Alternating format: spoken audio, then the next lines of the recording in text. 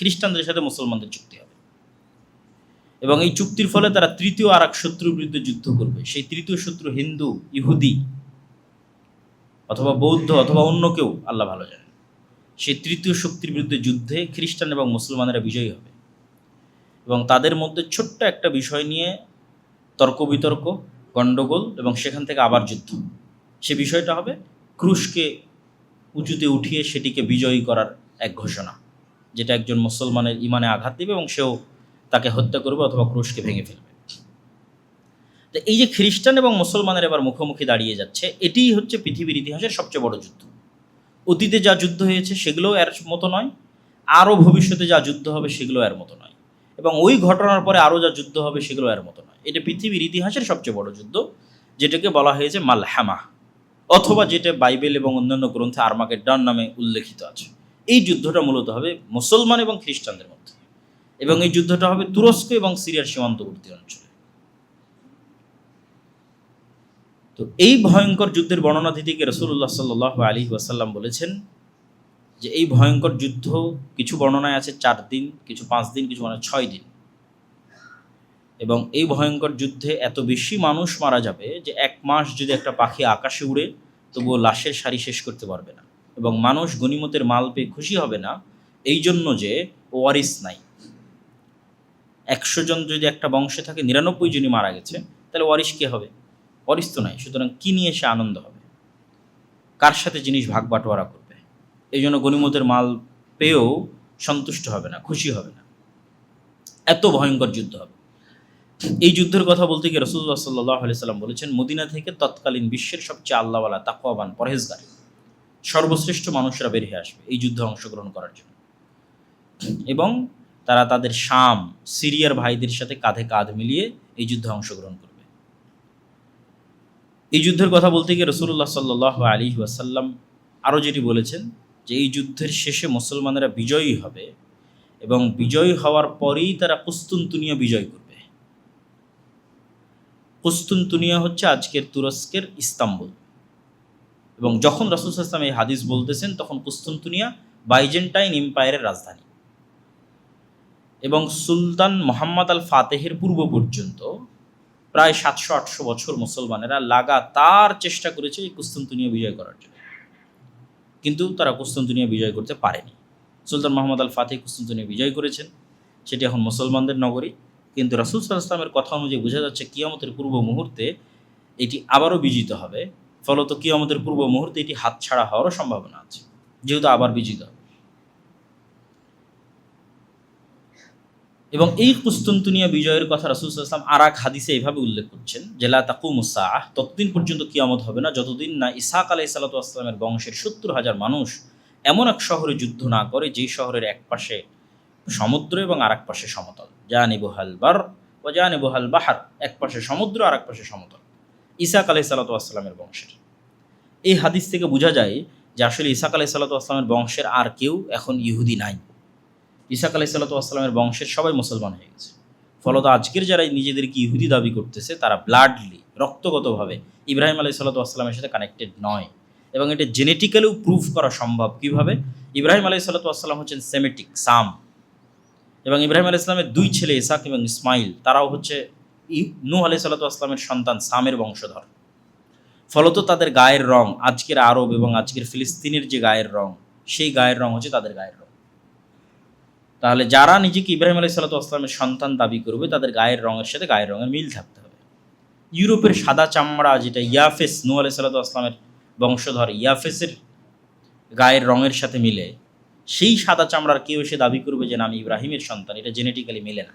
এবং এটার উপর অনেক লম্বা আলোচনা আছে, এবং ঐতিহাসিকভাবে প্রমাণ করা আছে যে আজকের ইহুদিরা কোনোভাবেই ইব্রাহিম আলাইহিস সালাতু ওয়াস সালামের বংশধর নয়। আর এই হাদিসে রাসূল সাল্লাল্লাহু আলাইহি ওয়াসাল্লাম স্পষ্ট করে দিয়েছেন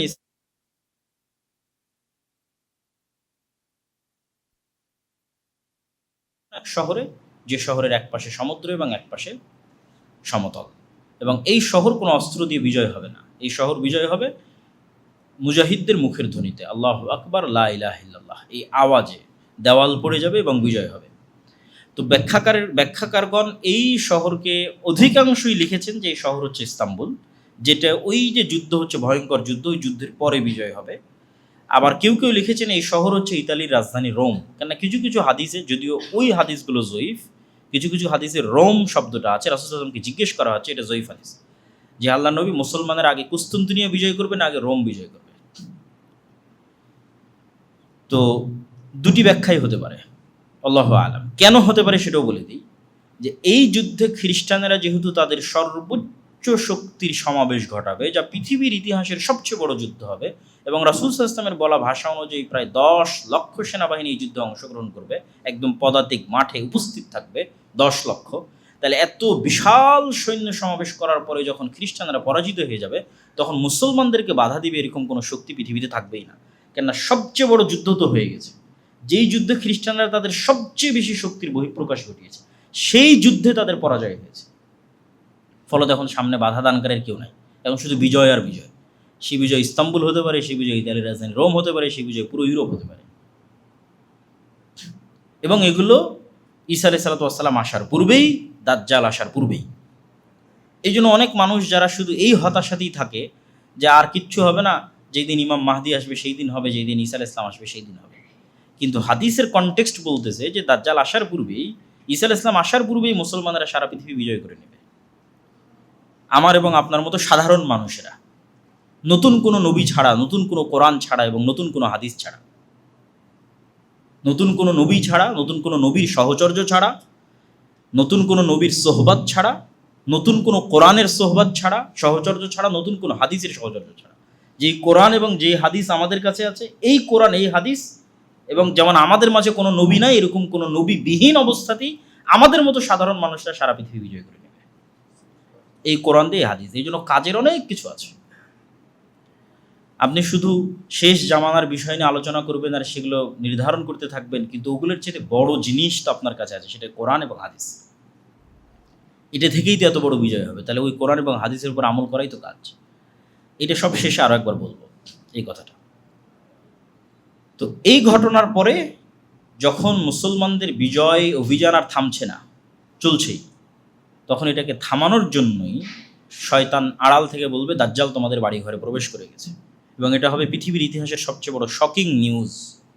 এত বড় শকিং নিউজ পাওয়ার কারণে আর বিজয় অভিযান পরিচালনা না করে সবাই রিটার্ন ব্যাক করবে শামে, দামেস্কে, ফিলিস্তিনে, যে আসলেই দাজ্জাল আমাদের বাড়ি ঘরে ঢুকে গেছে কিনা। কিন্তু এটা মিথ্যা নিউজ, তখনও দাজ্জাল বের হয়নি। তারপরে যখন তারা ফিরে আসবে, ততক্ষণে দাজ্জাল সত্যি বের হয়ে যাবে। এবং দাজ্জাল যখন বের হয়ে যাবে, তখন এক নিমিষে, এক মিনিটে যেই মুসলমানেরা 10 লক্ষ বাহিনীর একটা বাহিনীকে পরাজয় করে কুস্তুনতুনিয়া, ইতালি, ইউরোপ, জেরুজালেম, ভারত সব বিজয় কমপ্লিট করে ফেলেছে, সেই মুজাহিদ বাহিনী দেখবে যে এক নিমিষে তাদের ক্ষমতা জিরো, তাদের পাওয়ার জিরো। কেননা দাজ্জাল যখন আসবে, সে এক্সট্রা অর্ডিনারি অলৌকিক ক্ষমতা নিয়ে আসবে, এবং সেই এক্সট্রা অর্ডিনারি অলৌকিক ক্ষমতার সামনে তারা বেবাস, লাচার, কোনো ক্ষমতা, কোনো পাওয়ার তাদের থাকবে না। কেমন অসহায় তারা হয়ে যাবে! এত অসহায়ত্ব যে রাসূল সাল্লাল্লাহু আলাইহি ওয়াসাল্লাম বলছেন যে দাজ্জাল ইরাক এবং শামের মধ্যবর্তী এক শহরের মধ্যে দিয়ে অতিক্রম করবে, তো কোনো এক শহরে গিয়ে বলবে তোমরা আমার প্রতি ঈমান আনয়ন করো, তো সেই শহরের মানুষ তার প্রতি ঈমান আনয়ন করবে। তখন ধন সম্পদ ওই শহরের মানুষের পিছনে এমনভাবে ছুটবে যেভাবে মৌমাছির চাকের সাথে লেগে থাকে। তারপরে আর এক শহরে গিয়ে দাজ্জাল বলবে তোমরা আমার প্রতি ঈমান আনয়ন করো, সম্ভাব্য ওই শহর দামেস্ক, শামের কোনো নগরী যেখানে মুসলমান এবং মুজাহিদরা বসবাস করতেছে। তারা বলবে যে না, আমরা তোমার প্রতি ঈমান আনয়ন করবো না। তখন আসমান এবং জমিনের ফসল উৎপাদনের ব্যবস্থাপনা তাদের জন্য এমনভাবে বন্ধ করে দেওয়া হবে যে তাদের কাছে খাবারের কোনো ব্যবস্থাপনাই থাকবে না। ফলত যেহেতু কোনো খাবারই উৎপন্ন হচ্ছে না, ঘাসও যেহেতু উৎপন্ন হচ্ছে না, ফলমূল শাকসবজি তো বহু দূরের কথা, ঘাসও যেহেতু উৎপন্ন হচ্ছে না, তখন বাঁচার জন্য তাদের বাড়িতে থাকা যে আগের যে ফার্নিচারগুলো আছে, কাঠ, টেবিল, সেগুলো চিবিয়ে চিবিয়ে এর মধ্যে থেকে রস বের করার চেষ্টা করবে, এবং এটাই খাদ্যদ্রব্য হিসেবে বানিয়ে বেঁচে থাকার চেষ্টা করবে। এই রকম অসহায় অবস্থায় চলে যাবে। এবং যেহেতু দাজ্জাল এক্সট্রা অর্ডিনারি ক্ষমতা নিয়ে এসেছে, পাওয়ার নিয়ে এসেছে, এবং এটা আল্লাহ সুবহানাহু ওয়া তাআলা তাকে দিয়েছে, ফলত এখান থেকে ঈমান বাঁচিয়ে এইরকম কষ্টের মধ্যে টিকে থাকা এত সহজ হবে না। একমাত্র তারাই পারবে যাদের ন্যূনতম 1 টাকার প্রতিও অবৈধ লোভ নাই। আজকে আপনি আপনার নফসকে চেক করে দেখেন যে একটা অবৈধ টাকার প্রতি আপনার লোভ আছে কিনা, তাহলে নিশ্চিত জেনে থাকেন আপনি দাজ্জালের ফিতনা থেকে বাঁচতে পারবেন না। কেন দাজ্জাল যখন আসবে তখন সকল টাকা পয়সা দাজ্জালের কাছে, আর আপনাকে কিসের জন্য প্রস্তুত হবে? মরার জন্য।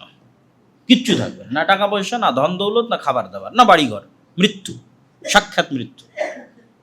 তাহলে যার 1 টাকাও অবৈধর প্রতি লোভ আছে সে বাঁচতে পারবে না।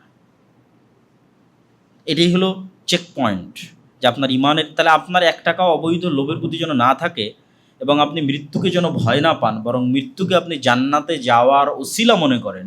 এইটার জন্যই তো ওই 2টা ইমান লাগবে, যে 2টা ইমানের আলোচনা আমরা শুরুতে করেছি। পুনরুত্থানের প্রতি মজবুত বিশ্বাস এবং আল্লাহর প্রতি মজবুত ইমান, এই 2টা ছাড়া কেউ এই স্যাক্রিফাইস করতে পারবে না। যে মৃত্যু ভয় নয়, মৃত্যু কি? জান্নাতে যাওয়ার মাধ্যম।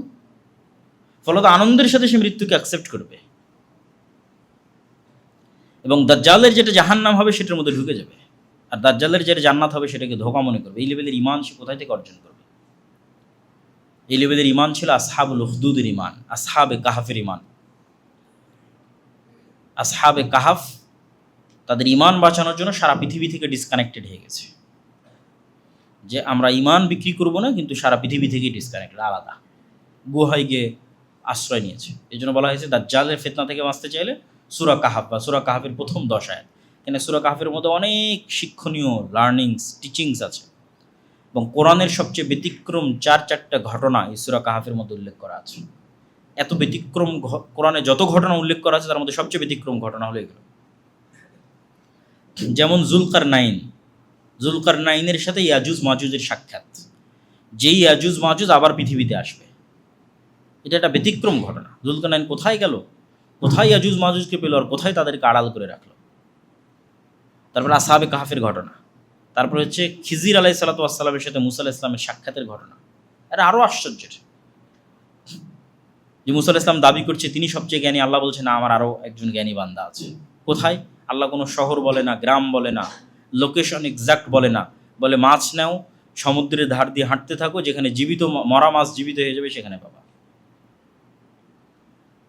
এবং মরা মাছ যেখানে জীবিত হয়ে যাচ্ছে সেখানে যখন তাকে পাওয়া যাচ্ছে, তখন যে 3টা ঘটনা ঘটতেছে, এগুলো পৃথিবীর ফিজিক্স অনুযায়ী অসম্ভব। যে একটা বাচ্চা ভবিষ্যতে তার বাপ মাকে হত্যা করবে, তাই আমি অতীতে তাকে হত্যা করতেছি, টাইমকে নিয়ে যেই খেলা, এটা পৃথিবীতে শুধু সায়েন্স ফিকশনের মধ্যেই সম্ভব, বাস্তবে সম্ভব নয়। কিন্তু এটা খিজির আলাইহিস সালাম বাস্তবে করতেছে, ভবিষ্যতে যা ঘটবে তা দেখে এসে অতীতে সেটার সমাধান বের করতেছে। এরকম অসংখ্য আশ্চর্য ঘটনা এই সূরা কাহাফের মধ্যে উল্লেখ করা আছে, যেগুলো হয়তো মানুষ যখন দাজ্জাল বের হয়ে যাবে তখন হয়তো এই ঘটনাগুলোর সঠিক অর্থ বুঝতে পারবে, যে ঘটনাগুলো কী ছিল এবং কীভাবে ঘটেছে। সূরা কাহাফের মধ্যে আরেকটা যেটা মানুষের কাছে মনে হবে না আশ্চর্যের, কিন্তু আসলে এগুলোর চেয়েও আশ্চর্যের, সেটা হচ্ছে 2 ভাই বা 2 বন্ধু, তাদের 2টা বাগান ছিল। একজন বাগানের মধ্যে ঢুকে বলল, আল্লাহ সুবহানাহু ওয়া তাআলা কোরআন মাজিদে বলতেছেন যে সে বাগানের মধ্যে ঢুকে বলতেছে, ওমা আযুন্নুস সাআতা কায়িমাহ, আমি মনে করি না যে কোনোদিন কিয়ামত হবে, কোনোদিন কিয়ামত হতে পারে, এটাই মনে করি না। কিয়ামতকে অস্বীকার করতেছে। তখন তার আরেক বন্ধু তাকে বলতেছে, আকাফারতা বিল্লাযী খালাকাকা মিন তুরাবিন সুম্মা মিন নুতফাতিন সুম্মা সাওয়াকা রাজুলা, তুমি কি ওই আল্লাহকে অস্বীকার করতেছো যে তোমাকে সৃষ্টি করেছে মাটি থেকে, তারপরে শুক্রকীট থেকে, তারপরে তোমাকে মানুষ বানিয়েছে। লাকিন্নাহু আল্লাহু রাব্বি, কিন্তু আমি আমার প্রতিপালক আল্লাহকে স্বীকৃতি দিচ্ছি। ওয়ালা উশরিকু বিরাব্বি আহাদা, আর আমি আমার প্রতিপালক আল্লাহর সাথে কাউকে শরীক করি না। তিনি এখানে এই মানুষটা, আগের যে মানুষ, সে কি শিরক করলো যে পরের জন বলতেছে যে তুমি আল্লাহকে অস্বীকার করতেছো, আমি আল্লাহর সাথে শিরক করি না। এটা আপনি যখন বাসায় গিয়ে এই অংশ পড়বেন সূরা কাহাফে, তখন আপনিও চিন্তা করতে পারেন। তো এইটা ছাড়া আর অন্য উত্তর দেওয়া কঠিন, যে সে কিয়ামতকে অস্বীকার করলো, এটাকে শিরকের মধ্যে কাউন্ট করা হয়েছে।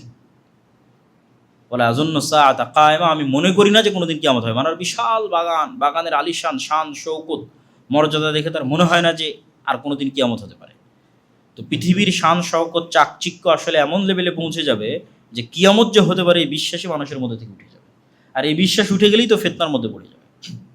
এই জন্য পুনরুত্থান, মানুষের পুনরায় জীবিত হতে পারে, কিয়ামত হবে, এই বিশ্বাসটা ইসলামের অন্যতম বিশ্বাসগুলোর একটি।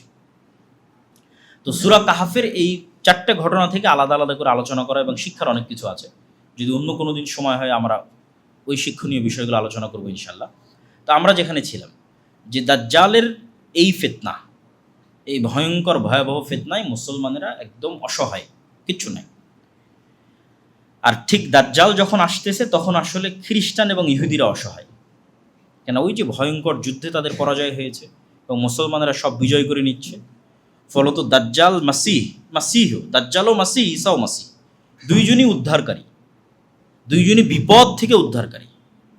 একজন মিথ্যা উদ্ধারকারী, একজন সত্য উদ্ধারকারী। তো মিথ্যা উদ্ধারকারী বিপদ থেকে উদ্ধার করবে ইহুদিদেরকে, খ্রিস্টানদেরকে, যদিও অধিকাংশ খ্রিস্টান মুসলমান হয়ে যাবে, মুসলমান না হওয়ার মধ্যে শুধু ইহুদিরাই থাকবে। ফলত কিছু খ্রিস্টান এবং বেশিরভাগ ইহুদিকে বিপদ থেকে উদ্ধার করার জন্য দাজ্জাল আসবে। আর বাস্তবিক বিপদ থেকে উদ্ধার করবে কেন? তখন সকল ক্ষমতা দাজ্জালের। এবার যেহেতু সকল ক্ষমতা দাজ্জালের, তাহলে বিপদে কারা? মুসলমানেরা। তাহলে এখন মুসলমানদের বিপদ থেকে উদ্ধার করবে সত্য মাসিহ, উনিও মাসিহ, ঈসা মাসিহ। এবং যেহেতু তাকে বিপদ থেকে উদ্ধার করতে হবে, এই জন্য তাকে আল্লাহ সুবহানাহু ওয়া তাআলা দাজ্জালের চেয়েও বেশি এক্সট্রাঅর্ডিনারি অলৌকিক ক্ষমতা দিয়ে পাঠাবেন। দাজ্জালের হাতে যা অলৌকিক ক্ষমতা আছে তার চেয়ে বেশি অলৌকিক ক্ষমতা ঈসা আলাইহিস সালামের কাছে থাকবে, এবং সত্য এবং পার্মানেন্ট। এবং ঈসা আলাইহিস সালামের বিষয়ে রাসূল সাল্লাল্লাহু আলাইহি ওয়াসাল্লাম বলছেন যে তার নিঃশ্বাসে কাফেরের মৃত্যু হবে, যে কোনো কাফের তার নিঃশ্বাসের এরিয়ার মধ্যে পড়লেই মারা যাবে। এবং উনি দাজ্জালকে যদি অস্ত্র প্রয়োগে হত্যাও না করেন, শুধু তাকে দেখলেই দাজ্জালের মৃত্যু হবে, লবণ যেভাবে পানিতে গলে যায় সেভাবে। তো ঈসা আলাইহিস সালামও এক্সট্রা অর্ডিনারি অলৌকিক ক্ষমতা নিয়ে আসবে, যেটার মোকাবেলা আর দাজ্জাল করতে পারবে না। ফলত মিথ্যার সামনে যখন সত্য উপস্থিত হয় তখন যা হওয়ার তাই হবে।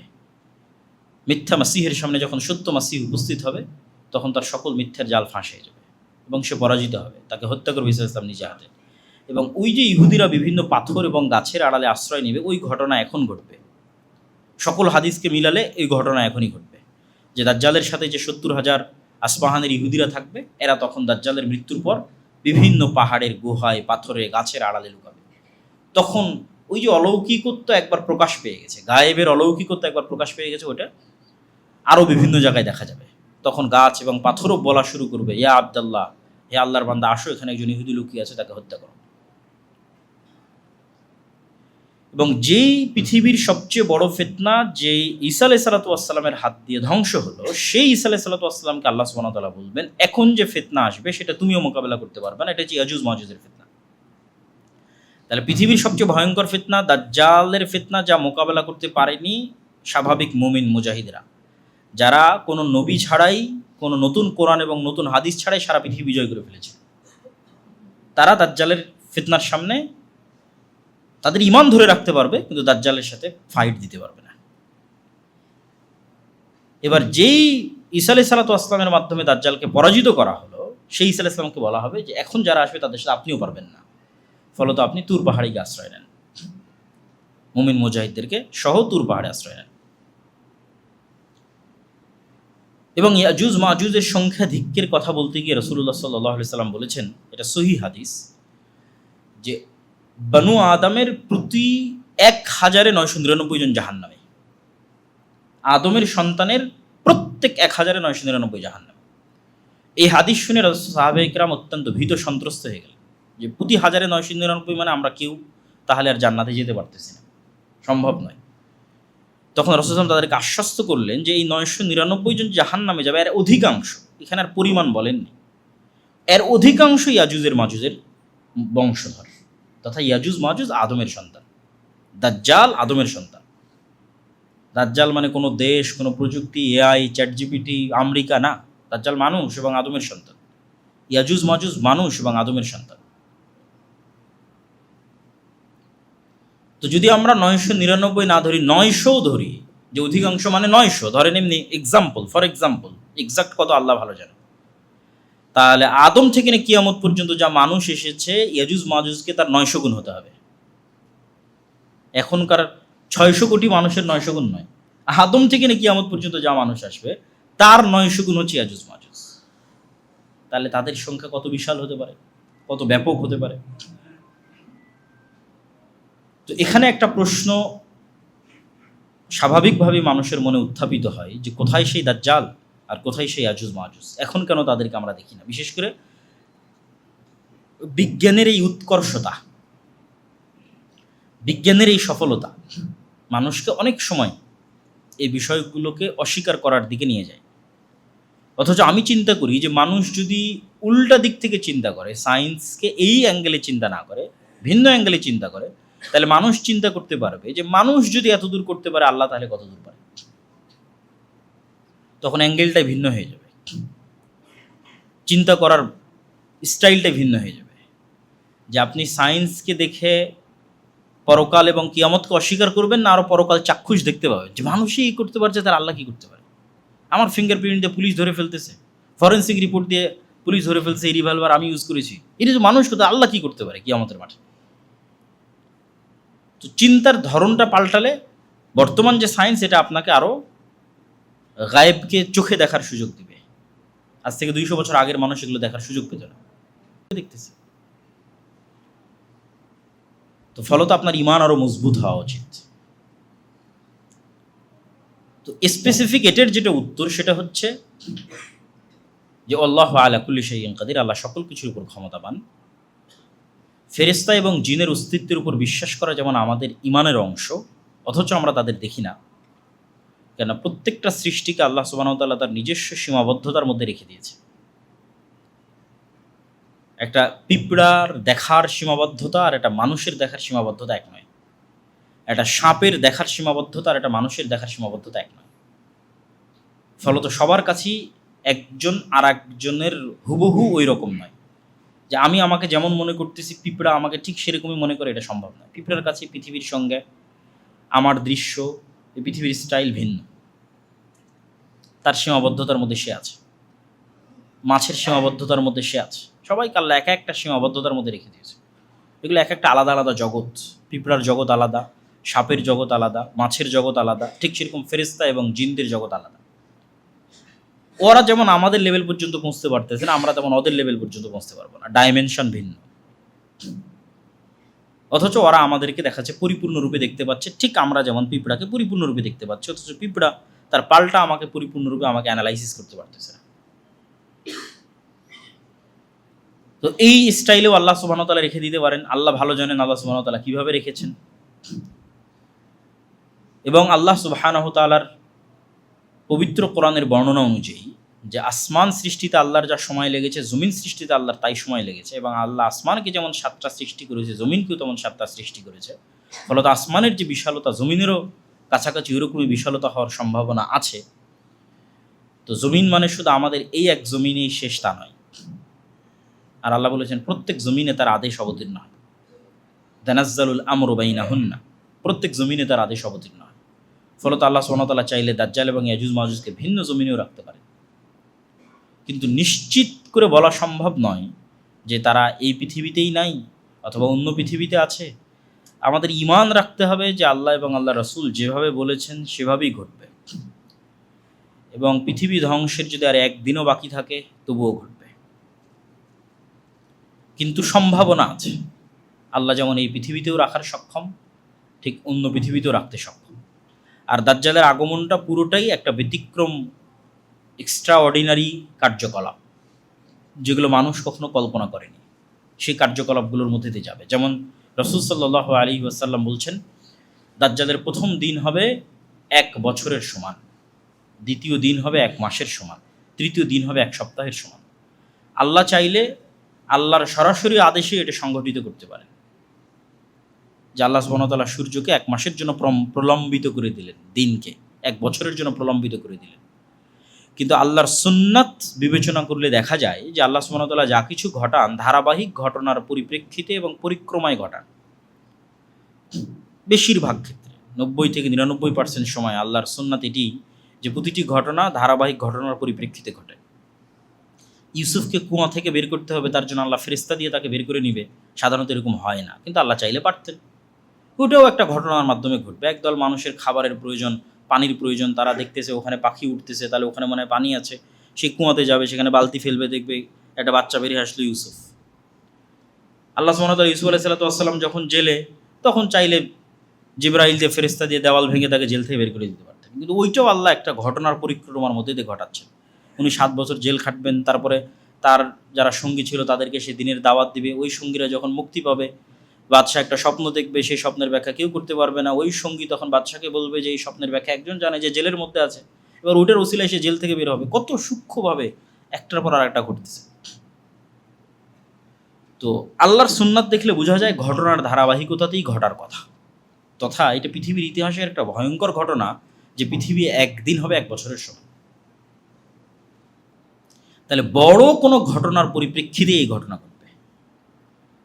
আসমান এবং জমিনকে স্বাভাবিক হতেই ওই বড় ঘটনার ধাক্কা সামাল দিতেই একদিন হতে হবে 1 বছরের সমান, একদিন হতে হবে 1 মাসের সমান, একদিন হতে হবে 1 সপ্তাহের সমান। কিন্তু ঘটনা কি আল্লাহ সুবহানাহু ওয়া তাআলা ভালো জানে। কিন্তু আল্লাহর সুন্নাত বলে কোনো ঘটনার ধারাবাহিকতা এটা ঘটবে। তবে আল্লাহ চাইলে এমনিও ঘটাতে পারে। কোনো ঘটনা ঘটলো না, স্বাভাবিকভাবে আল্লাহ সুবহানাহু ওয়া তাআলা একদিনকে 1 বছরের সমান করে দিলেন, একদিনকে 1 মাসের সমান করে দিলেন, একদিনকে 1 সপ্তাহের সমান করে দিলেন। ওয়া আলা কুল্লি শাইইন কাদির। আল্লাহ সকল কিছুর উপর ক্ষমতাবান। তো দাজ্জাল এবং কিয়ামতের পূর্ব মুহূর্তে সংঘটিত ফিতনাগুলো আলোচনা করার পর আমাদের জন্য শিক্ষণীয় কি? আমাদের জন্য 1 নাম্বার শিক্ষণীয় হচ্ছে কবে ঘটবে, কখন ঘটবে এটার প্রতি ফোকাস না দিয়ে, এখন ঘটতেছে কাল ঘটতেছে এটার প্রতি ফোকাস না দিয়ে 2টি জিনিস মাথায় রাখতে হবে। রাসূল সাল্লাল্লাহু আলাইহি ওয়াসাল্লাম বলেছেন, যে ব্যক্তি মৃত্যুবরণ করলো তার কিয়ামত সংঘটিত হয়ে গেল। তাহলে আমি যদি এখন মারা যাই, আমার কিয়ামত আসলে এখনই হয়ে গেছে। এবং এই কথাটা বাস্তবেও সত্য। কেন সত্য? কিয়ামত হলে কি হবে? আপনি পরকাল দেখবেন, গায়েব দেখবেন। তো আপনি মৃত্যুবরণ করার সাথে সাথেই তো আপনি গায়েবের জগতে যাত্রা শুরু করবেন। আপনি ফেরেশতাও দেখবেন, জান্নাতের ঠান্ডা বাতাসও পাবেন, জাহান্নামের লু হাওয়াও দেখবেন, কবরে ফেরেশতারা আপনাকে জিজ্ঞাসাবাদ করবে সেটাও দেখবেন, হয় জান্নাতে পাখি হিসেবে উড়ে বেড়াবেন। তাহলে তো গায়েব তো আপনি দেখেই নিলেন। তো গায়েব যেহেতু দেখে নিলেন, পরকাল তো আপনার দেখা হয়ে গেছে। তাহলে আপনার পরকাল দেখার জন্য দাজ্জাল আসা পর্যন্ত অপেক্ষা করতে হবে, ইমাম মাহদী আসা পর্যন্ত অপেক্ষা না। আপনার পরকাল তো আপনার মৃত্যু, ওইটার মাধ্যমেই তো পরকালের পথে আপনার যাত্রা শুরু। তাহলে কোনটা কবে ঘটবে এটার প্রতি ফোকাস না দিয়ে, আমি যেহেতু মারা যাব সেহেতু আমার কিয়ামত আমার মৃত্যুর সাথে সংশ্লিষ্ট। 2 নাম্বার, কোনটা কবে ঘটবে, তখন বড় কি হবে, বিশাল কি হবে। এই কথাটা আমি বক্তব্যের মধ্যে বারবার বলেছি যে নতুন কোনো নবী আসবে না, নতুন কোনো কোরআন আসবে না, নতুন কোনো হাদিস আসবে না। তাহলে বিশাল কি হলো? যদি এরকম হতো যে হ্যাঁ দাজ্জাল আসবে, এখন নতুন একজন নবী আসবে, নতুন একটা কোরআন আসবে, তাহলে অনেক বিশাল কিছু হতো। কিন্তু ঈসা আলাইহিস সালাম এসে তো এই কোরআনেরই অনুসরণ করবে। আর ঈসা আলাইহিস সালাম আসার পূর্বেই যে মুমিন মুজাহিদরা বিজয় হবে, তারা কোন কোরআন অনুসরণ করে? এই কোরআন অনুসরণ। তাহলে আসলে যেটা সবচেয়ে বড় ঘটনা, এটা তো 1400 বছর আগে ঘটে গেছে। সেটা যে মুহাম্মদ সাল্লাল্লাহু আলাইহি ওয়াসাল্লামের আগমন এবং কোরআনের অবতীর্ণ হয়, এটা সবচেয়ে বড় ঘটনা। তাহলে আর এর চেয়ে বড় কোনো ঘটনা আসলে সামনে ঘটতেছে না। আর বড় কোনো ঘটনা যদি ঘটেও থাকে, এগুলোর অনুসরণে, মানে এই এক্সিস্টিং কোরআনের অনুসরণে, এই এক্সিস্টিং হাদিসের অনুসরণে, তাহলে সবচেয়ে বড় ঘটনা এখানেই আছে। তাহলে যেহেতু আমার মৃত্যু নিশ্চিত আর সবচেয়ে বড় ঘটনা যেহেতু ঘটে গেছে, তাহলে আমার কাজও, রোড ম্যাপও নিশ্চিত। সেটা কি এই কোরআন এবং এই হাদিস। এবং যারা আজকের যুগের প্রোডাক্টিভিটি নিয়ে কাজ করে, তারা এটা নিয়ে খুব গবেষণা করেছে যে মানুষ যদি তার প্রভাবিত এরিয়া নিয়ে কাজ করে দ্রুত সফল হয়, আর মানুষ যদি তার প্রভাবের বাইরের এরিয়া নিয়ে কাজ করে তাহলে ব্যর্থ হয়। ধরেন ইরান এবং আমেরিকা যুদ্ধ করে কি হবে, এটাতে আপনি কোনো প্রভাব রাখতে পারবেন না, কোনো চেঞ্জিং আনতে পারবেন না ইরান এবং আমেরিকার যুদ্ধের মধ্যে। কিন্তু আপনি এখন সকালবেলা উঠে 10টা আয়াত তেলাওয়াত করলে আপনার নেকিতে 10টা নেকি যুক্ত হবে। ফজরের সালাত আদায় করলে নেকি যুক্ত হবে। আপনি আপনার ব্যবসায় যদি আরও ফোকাস রাখেন, 10টা টাকা ইনকাম হবে। তাহলে আপনার চেঞ্জিং আনার ক্ষমতার এরিয়া কতখানি, ওইটার প্রতি আপনি যত ফোকাস দেবেন তত আপনি সফল হবেন, পরকালেও দুনিয়াতে। আর যেই জায়গার মধ্যে আপনি কোনো চেঞ্জিংই আনতে পারবেন না, সেটার প্রতি আপনি যত ফোকাস দেবেন শুধু সময় নষ্ট। ওই পেপার, পত্রিকা, ভিডিও, ইউটিউব, ফেসবুক দেখেই ওই পর্যন্ত সময় নষ্ট। হ্যাঁ, যতটুকু না জানলেই নয়, সেটা ভিন্ন বিষয়। কিন্তু যেই এরিয়াতে আপনি চেঞ্জ আনতে পারবেন, সেটা হচ্ছে আপনার আমল, আপনার কাজ, আপনার মৃত্যুর জন্য প্রস্তুতি। এবং আপনি যদি মনে করেন যে না ঠিক আছে, ওই সময়ে আপনি আছেন, তবুও আপনি ফিতনা থেকে বাঁচতে চান, এটাও যদি মনে করেন, তবুও তো এই আমলের বাইরে উপায় নেই। ঈসা আলাইহিস সালাম, বেশিরভাগ হাদিস ঈসা আলাইহিস সালাম ফজরের সময় অবতীর্ণ হবে মসজিদে। তো আপনি ফজরের সালাতেই নাই, ঈসা আলাইহিস সালাম আসলেও তো আপনি পাবেন না। এমনি একটা উদাহরণ হিসেবে বললাম আর কি, যে বেশিরভাগ হাদিসে আছে ঈসা আলাইহিস সালাম ফজরের সালাতে অবতীর্ণ হবে। তাহলে আপনার যদি ফজরের সালাতেই মসজিদে যাওয়ার প্র্যাকটিস না থাকে, তো আপনি ঈসা আলাইহিস সালামের সময়ও যদি থাকেন, আপনি ঈসা আলাইহিস সালামের সঙ্গী হতে পারবেন না। তাহলে আপনার কাজ কি? আমল, প্র্যাকটিস, যা রাসূল সাল্লাল্লাহু আলাইহি ওয়াসাল্লাম করে গেছে তাই, ওটাই ঈসা আলাইহিস সালাতু ওয়াসসালাম করবেন। এবং আমাদের যে বিষয়টি সবসময় মনে রাখতে হবে সেটা হচ্ছে রাসূল সাল্লাল্লাহু আলাইহি ওয়াসাল্লাম আমাদেরকে দাজ্জালের ফিতনা থেকে পরিত্রাণ চাওয়ার দোয়া শিখিয়ে গেছেন। দাজ্জালের ফিতনার সময়ে থাকার দোয়া শিখিয়ে যাননি। ইমাম মাহদী এবং ঈসা আলাইহিস সালামের সঙ্গী হওয়ার জন্য কোনো দোয়া শিখিয়ে যাননি। আমাদেরকে কিসের দোয়া শিখিয়েছেন? আল্লাহুম্মা ইন্না আউযুকা মিন ফিতনাতিল মাসীহিদ দাজ্জাল, যে আল্লাহ দাজ্জালের এই ভয়ঙ্কর ফিতনা পৃথিবীতে আসার আগেই যেন আমি ঈমান নিয়ে পৃথিবী থেকে বিদায় নিতে পারি। কেন আমাদের আলটিমেট সফলতা তো জান্নাতে যাওয়া। তাহলে এই জন্য কাজ সুনির্ধারিত, মৃত্যু সুনির্ধারিত, রোডম্যাপ সুনির্ধারিত। নতুন কিছু পৃথিবীতে আসলে ঘটতেছে না, যা ঘটার তা 1400 বছর আগে ঘটে গেছে। ওইটার উপর আমল করাই হচ্ছে আমার এবং আপনার কাজ, এবং মৃত্যুর জন্য প্রস্তুতি নেওয়া হচ্ছে আমার এবং আপনার কাজ, এবং আল্লাহ সুবহানাহু ওয়া তাআলার কাছে আন্তরিকভাবেই দোয়া করা যে আসলে আল্লাহ সুবহানাহু ওয়া তাআলা দাজ্জালের এই ভয়াবহ ফিতনা থেকে যেন আমাদের রক্ষা করেন। আল্লাহুম্মা আমিন। আর যদি এটাও ঠিক যে আল্লাহ কোরআনে বলছেন কিয়ামত হঠাৎ হবে, এবং রাসূল সাল্লাল্লাহু আলাইহি ওয়াসাল্লামের সময়ও যখন ইবনু সাইয়াদ, তাকে যখন মানুষ দাজ্জাল মনে করছে, আল্লাহ নবী বলছেন না যে না আমার সময় দাজ্জাল বের হবে না, এটা বলছেন না। তথা দাজ্জালের বের হওয়ার আশঙ্কা সবসময় আছে। রাসূল সাল্লাল্লাহু আলাইহি ওয়াসাল্লামের জীবদ্দশাতেও দাজ্জাল বের হওয়ার আশঙ্কা ছিল, যেটা হাদিসের ইবারতে বোঝা যায়। ওমর, যদি এ দাজ্জাল হয় তাহলে তুমি একে হত্যা করবে না, একে হত্যা করবে ঈসা আলাইহিস সালাম। আর এই যদি দাজ্জাল না হয় তাহলে তুমি কেন নিরপরাধ মানুষকে হত্যা করবে? এর চেয়ে তো সহজ ছিল এই আনসার দেওয়া, জানেন এখন দাজ্জাল বের হবে না। কিন্তু ওই আনসার রাসূল সাল্লাল্লাহু আলাইহি ওয়াসাল্লাম দেননি। তাহলে কিয়ামত হঠাৎ সংঘটিত হবে, দাজ্জালও হঠাৎ বের হয়ে আসবে। তাহলে যদি আপনার সময় সেই সময় হয়, তাহলে আপনি কি দিয়ে ঈমান বাঁচাবেন? ওই সেম কাজ। পরকালের প্রতি আপনার বিশ্বাস যত মজবুত হবে, আল্লাহর তাওহীদের প্রতি আপনার ঈমান যত মজবুত হবে, দুনিয়ার শান শওকত চাকচিক্যের প্রতি আপনার লোভ যত কম হবে, যেটা আমি বলেছি 1 টাকাও অবৈধ জিনিসের প্রতি যদি আপনার লোভ না থাকে, মৃত্যুকে যদি আপনি জান্নাতে যাওয়ার মাধ্যম মনে করতে পারেন, আল্লাহর সাথে সাক্ষাতের মাধ্যম মনে করতে পারেন, এবং মৃত্যুর জন্য যদি প্রস্তুত থাকেন যে মৃত্যু আসলে বড় ভয়ঙ্কর কিছু নয়, ভয়ের কিছু নয়, এটা আল্লাহর সাথে দেখা হওয়ার একটা মাধ্যম এবং জান্নাতে যাওয়ার একটা মাধ্যম, এবং সেটার জন্য যদি প্রস্তুত থাকতে পারে, এই বিষয়গুলো একত্রিত হলেই শুধু দাজ্জালের ফিতনা নয়, পৃথিবীর যে কোনো ফিতনা থেকে মুক্তি পাওয়া সম্ভব। আল্লাহ সুবহানাহু ওয়া তাআলা আমাদের তৌফিক দান করুক। আল্লাহুম্মা আমিন। আর এই ঈমানের মজবুতির বিষয়গুলোই মূলত আল্লাহর পথে যাত্রায় বইটিতে আলোচনা করা আছে, শুধু ঈমান কেন্দ্রিক বিভিন্ন আলোচনা। তো সেই বইটিও আপনাদের অধ্যয়ন করার উদাত্ত আহ্বান জানাচ্ছি। আপনারা সকলে অবগত আছেন যে আমাদের দাওয়া সেন্টার পরিবর্তনের কাজ চলমান আছে। আমাদের যেটা নতুন দাওয়া সেন্টারের লোকেশন মিরপুর 11, এই রাস্তার যে পাশে আমরা আছি এই পাশেই মোহনা টিভির গলি বলে ওইটাকে। হয়তো আর 1 মাস থেকে 2 মাস লাগতে পারে আমাদের ওখানে যেতে, ওখানে কাজ চলমান। যে কেউ গিয়েও দেখে আসতে পারেন, যাতে লোকেশন চেঞ্জ হলে যেন আপনাদের জন্য সহজ হয় সেখানে যাওয়া। তো এই সমস্ত সকল কাজে আপনাদের আন্তরিক সহযোগিতা এবং দানের হাত প্রশস্ত করার উদাত্ত আহ্বান জানাই। আল্লাহ সুবহানাহু ওয়া তাআলা আমাদের সকলকে কবুল করুক। আল্লাহুম্মা আমিন।